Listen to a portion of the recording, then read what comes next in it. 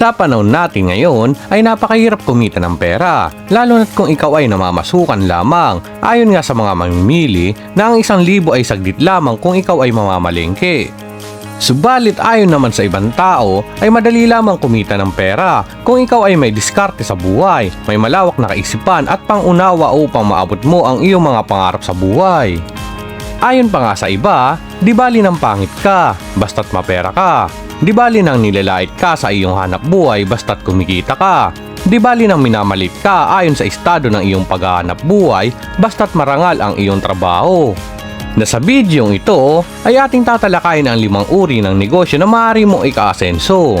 Kaya't bago tayo magsimula, ay baka po pwedeng pakilike ng bidyong ito, mag-subscribe sa aming channel at pindutin na rin ang notification bell para sa mga susunod pa nating mga talakayan.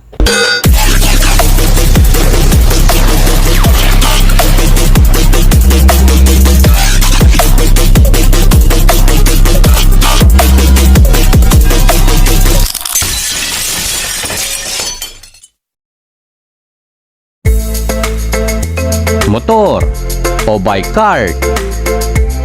Kung ikaw ay may motor o bike, ay maaari mo itong palagyan ng sidecar upang paglagyan ng iyong mga paninda. Gaya na lamang ng mga accessories, plastic wares, mga damit o ukay-ukay at street foods.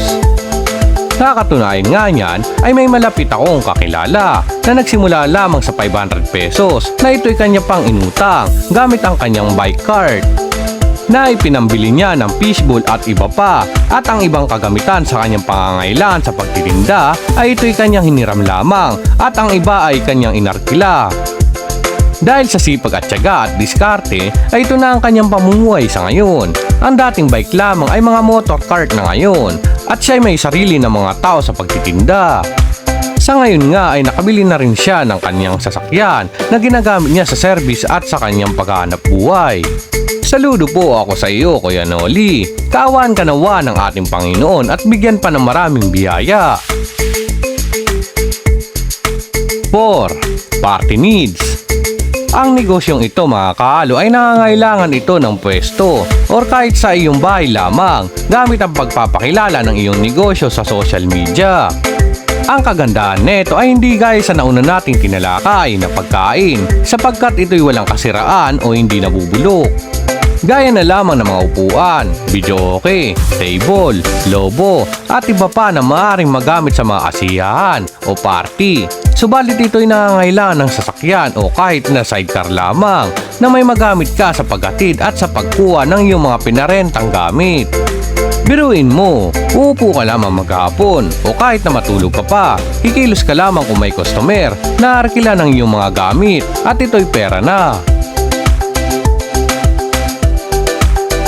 Construction worker. Ang construction worker ay nangangailangan nito ng physical na lakas at skills para sa kanilang mga proyekto. Dahil sa hirap ng kanilang trabaho ay madalas sila'y minamaliit ng karamihan sa atin. Madalas pa nga sila'y nilalait dahil sa kanilang dumi na nakukuha sa kanilang pagtatrabaho. Subalit lingid sa ating kaalaman na mga construction worker ay hindi lamang sila namamasukan, kundi maaari din silang kumontrata ng kanilang tatrabahuin at maaaring kumita ng doble o triple pang pera sa ilang araw lamang kaysa sa kinikita ng mga taong nang mamaliit sa kanila. Ayon nga sa aking malapit na kakilala na ang construction worker ay isang skills na maaaring gamitin upang mangontrata ng taong nais magpagawa ng kanilang mga bahay. Mayroon nga daw siyang kinontrata noon na nagpa-slab ng bahay sa halagang 50,000 pesos. Sa 50,000 pesos mga kahalo ay hindi kasama dyan ang mga bibiling materyales sa paggawa. Ayan ay pambayad lamang sa gagawa. Ayon nga sa kanya ay tinapos niya lamang iyon sa ilang araw lamang kasama ang mga kinuha niyang tao upang maging labor niya. Minsan pang araw ay kumukontrata siya ng isang buong bahay sa halagang 150,000 pesos na depende sa laki nito. Subalit kung ikaw naman ay naghahangad na mas malaki pang kita at nais mo maging isang ganap na lisensyado manggagawa o kontraktor, ay maaari kang mag-apply sa PCAB o Philippine Contractor Accreditation Board License na naglalayo na isa kang legal na kontraktor ng Pilipinas sa ilalim ng Republic Act 4566 o Contractor License Law. Ako'y sumasaludo sa mga gaya mo, Kuya Jumi. Ang iyong kakayahan ay labis na nakapagbibigay ng malaking ambag para sa ating bayan. Sana'y gabayan ka palalo ng ating Panginoon.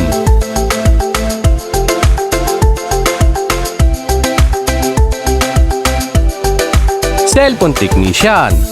Ang mga cellphone technician ay karamihan sa kanila ay dumaan sa pag-aaral sa TESDA, ngunit ang iba na may dumaan lamang sa pagkakalikot ng mga sirang gadget, at ang iba na may namasukan bilang isang helper sa pagkumpuni ng cellphone hanggang sa sila'y matuto na.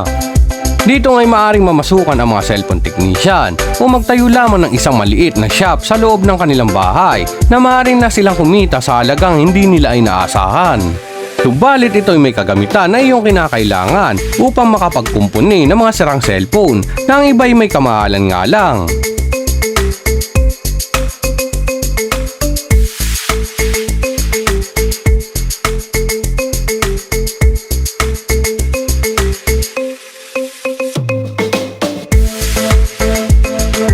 Ayon nga sa aking kakilala na si Sir Jamir na isang professional cellphone technician noon pang year 2005, na ang pag-program lamang ng cellphone ay maaari ka ng kumita sa halagang 300 pesos sa maliit na unit lamang.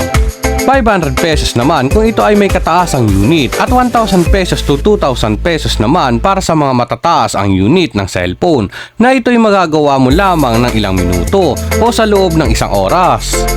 Bukod pa dito ay ang pagpalit ng mga sirang pyesa gaya na lamang ng LCD na talagang may kamahalan sa paggawa at iitaka ng malaki sa bawat araw. Halos lahat ng marahil ng tao sa Pilipinas ay gumagamit ng cellphone, mayaman man ito o mahirap. Ayon nga sa datos ng ating bansa, ang aktibong cellular mobile phone sa Pilipinas ngayong 2024 ay 117.4 milyon, nakatumbas ng 99.3% ng kabuuang bilang ng ating populasyon. Na ibig sabihin ay kahit saan lugar ka marahil magpwesto at basta't matao ay siguradong mayroong magpapaayos ng cellphone sa iyo.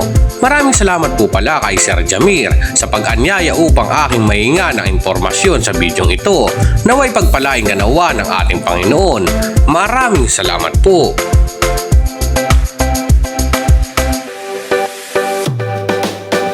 Junk shop. Sa tingin ko na ang negosyong ito ay maraming aayaw dahil sa basura at hindi kaaya-ayang amoy. Subalit alam mo ba ang kasabihang may pera sa basura? O sabihin na lang natin na may malaking pera sa basura.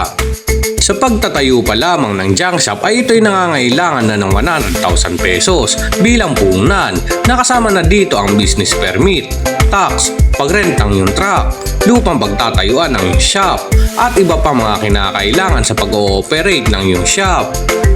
Ayon nga sa mga napagtanungan kong owner ng junk shop ay okay naman daw ang kanilang kinikita na maaari kang kumita ng 50,000 pesos o 100,000 pesos sa loob ng isang buwan at maaari kang kumita ng 300,000 pesos kung malakas ang iyong shop.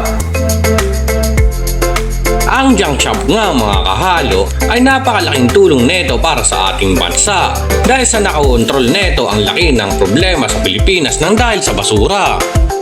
Ayon nga sa datos ng ating gobyerno, ang ating bansa ay may tinatayang nakokolektang basura araw-araw na aabot ng 43,684 tons at 4,609 tons naman ng mga plastik.